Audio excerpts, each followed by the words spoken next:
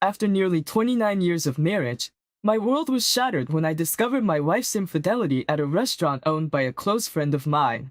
It's true she was cheating on me, and to make matters worse, it was with the owner of the establishment. As I reflect on my 50 years of life, it's a heartbreaking experience to come to terms with. My wife, who is 49, and I have raised our children, and they now have families of their own. The man she was involved with is a successful entrepreneur, owning a couple of restaurants. This ordeal has left me grappling with the whirlwind of emotions and uncertainties about the future. He played a significant role in my children's lives, acting like a second father whenever I couldn't be there. Unexpectedly one day, I received a text from a coworker whom my wife had never met, mentioning that she appeared to be heavily flirting with another man. The strange part was that my wife was supposed to be at work that day, but apparently she was seen in the company of this guy. This revelation has left me with a mix of emotions, especially considering the close bond my family shared with this man. And now I am left grappling with the implications of my wife's behavior. One day at work, I casually showed my friend a photo of my wife, and little did I know he would later play a crucial role in uncovering her deception. By sheer coincidence, he happened to be at the same restaurant where my wife was supposed to be at work. He sent me a photo, and to my dismay, there she was, having a good time at the restaurant when she was supposed to be on the job. The most disconcerting part was seeing her laughing and joking with my friend, leading me to assume that they were merely having a friendly chat. Little did I know the truth that lay beneath this seemingly innocent encounter. First, I didn't think much of the situation. After all, he was a longtime family friend, so I brushed it off as nothing serious. I had been away for work that week, but I planned a sweet surprise for my wife. I was coming home early to take her out for lunch. Typically, my wife would call or text me when she was on her way home from work. But on that particular day, I received no message from her. As I arrived home around 11:30 a.m., I parked my car in the driveway, completely unaware of the unsettling revelation that was about to unfold. Approaching the front door, the sound of laughter emanated from inside the house, and my heart sank with a mix of emotions. As I turned the doorknob and stepped inside, there they were, my wife and my longtime friend, sharing laughs and engaged in conversation. Despite the familiarity of their relationship, the late hour, close to midnight, didn't sit well with me, and the warm and fuzzy feeling I usually had around my friend was nowhere to be found. The scene left me with an unsettling sense of discomfort, and the realization that something was amiss. Why is he alone with my wife? I wondered, feeling a surge of concern as I discovered him at our house, seeking some clarity. I asked my wife what brought him here so late, and she explained that he had dropped by for a conversation. Though I acknowledged her response, my uneasiness lingered, and I chose not to voice my concerns at that moment. As my wife entered the room, she noticed my troubled expression and asked if I was all right.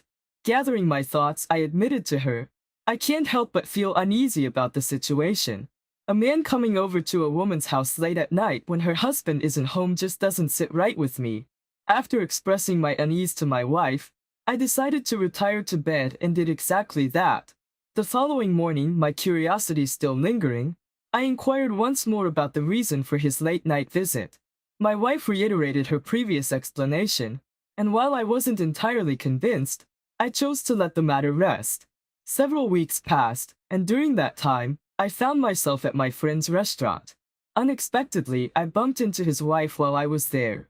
I struck up a pleasant conversation with my friend's wife, finding her to be genuinely kind and friendly. As our discussion progressed, the topic eventually turned to my wife. To my surprise, she revealed that she had noticed my wife and her husband together on multiple occasions and had begun to suspect that they might be having an affair. Intrigued and concerned, I asked her why she harbored such thoughts about her husband and my wife's relationship. She shared her observations, explaining that she noticed my wife and her husband spending an unusual amount of time together, and he often spoke about my wife. Her concern was evident as she recounted these details. Determined to address the matter, I mentioned my intention to discuss it with my wife.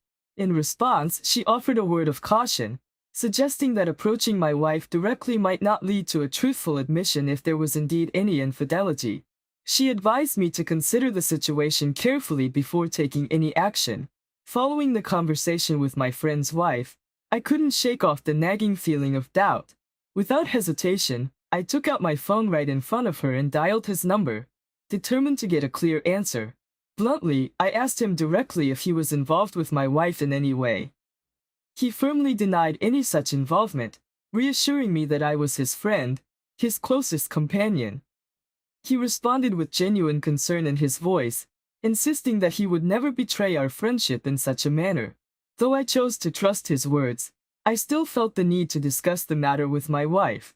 Later that evening, I gathered the courage to confront her about the situation. I asked her directly if there was any truth to the rumors, expressing my worries about her connection with my friend. She looked me in the eye and firmly denied any romantic involvement with him. Instead, she reassured me that their relationship was like that of siblings, and she would never jeopardize our marriage in any way. Despite my friend's assurances and his wife's statements, doubts continued to gnaw at me. The conversation with my friend's wife had planted a seed of suspicion in my mind, and it was hard to shake off. Over the following weeks, I couldn't help but observe a subtle change in my wife's behavior. She seemed to be growing a bit distant. The uncertainty lingering in my thoughts only intensified as I attempted to make sense of the situation.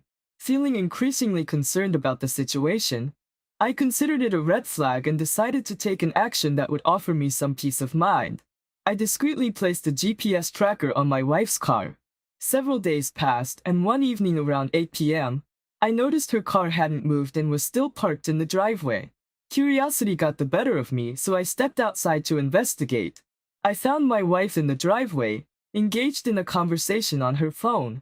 Worrying thoughts swirling in my mind, I mustered the courage to ask her who she was talking to. Upon asking her, my wife replied that she was talking to a female friend. Despite her response, I couldn't shake the feeling of suspicion, especially given her behavior on the phone outside.